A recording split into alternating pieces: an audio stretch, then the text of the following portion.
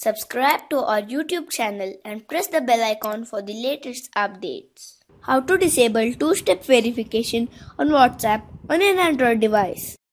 Go to your phone menu. Find WhatsApp. Tap on the WhatsApp icon. Make sure that you're on the Chats tab. Tap on More Options, which is a three-dot icon located at the top right corner of the page. Tap on the Settings option. Tap on Account. Tap on two-step verification.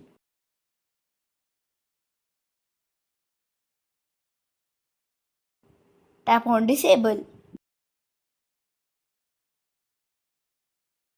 Tap on Disable again to confirm.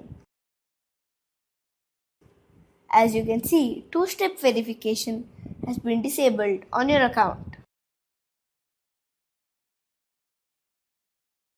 This is how you can disable two-step verification on WhatsApp on an Android device.